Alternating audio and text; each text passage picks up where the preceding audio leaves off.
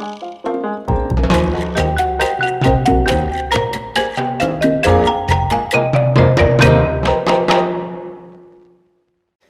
everyone, Yan Zhao here again. Today, talking about Conan, the Savage Sword of Conan, number 9, which is the last Jim Zub issue. I think this is a month old now. I recently cleaned out the car, which had become sort of a junk-filled haven of comic books. Just going through a bunch of them. We'll get new comics soon, do some new reviews. But hey, before I get started, what do you think of this drawing table? That's pretty sweet, right? I saw Mitch Breitweiser had this bad boy I don't know, I think he tweeted it out, and then you can see him sometimes when he's drawing. Oh my god, this is great. I'm going to be using this definitely a lot more on the D&D side, doing a lot more constructing dungeons. Going to have some live drawings and whatnot. So just for future reference. Alright. See if we can get this thing put up here. Okay. Savage Sword of Conan number 9. Overall, a nice ending to the story. I gotta say, I really liked Jim Zub's take on Conan. I wouldn't say it was the best. He's no Robert E. Howard, especially not just in 3 books. But overall, it's pretty good. Alright, again, Patrick Zurcher on art. Java Tartaglia. If anybody knows what kind of ethnicity Tartaglia is that Scottish? What's Java? Alright, anyways. Let's go back to the cover. The cover is not bad. I like this guy.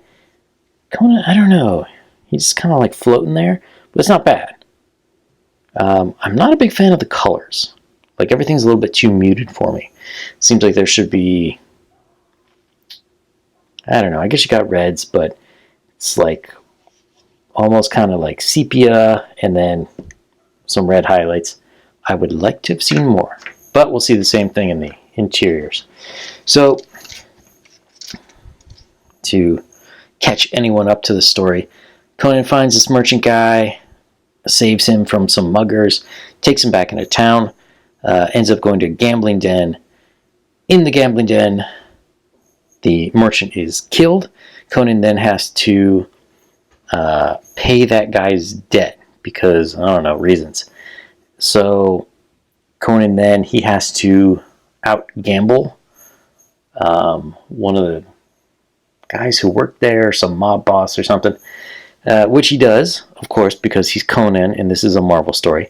Even though Conan, I don't think he was ever an especially good gambler. Although, right here, Jim Zub think he is. So at any rate, at the end of the last issue, he fought a bajillion guys. They kind of sliced him open in the chest and threw him down in this pit where we find... Boom. That is not your neighbor's chihuahua. So we got something this big in a pit. Clearly a lot of skeletons. This is like the cleanup pit. I would like to know, didn't anybody upstairs hear this? Like when Conan was gambling, wasn't he like, hey, what's that roaring noise? What smells like a giant dog like sniffing around? Alright, so bunch of pages of fighting. Of course, Conan, being Conan, he's got to kill the guy. And then this gemstone lights up. So they kind of mentioned like a glowing gemstone, which was weird, but nobody seemed to care. It was almost like, oh, you know, if you walked into a room, hey, what's that glowing thing? And you're like, dude, that's a light bulb. All right, so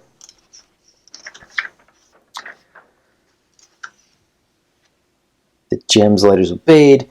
A lot of people are killed instantly from that. All the lights out.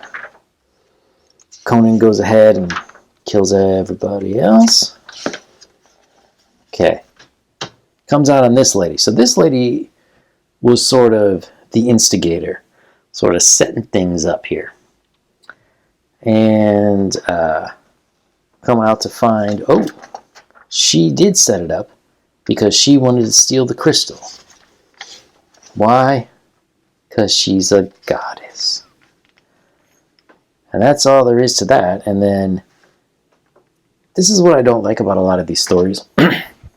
They're like episodic TV things, you know, like The Simpsons. Like The Simpsons never really changes. It's always the same family. They're always doing kind of the same things. They, even in much later seasons, they'll make fun of themselves for forgetting what happened in earlier seasons. So that's kind of what happens here. I like this art. This looks really nice. But like they always sort of reset. Oh, he's back wandering like a Sumerian Kwai Chang Kang. And one day he's going to be that king. One day, but we don't know.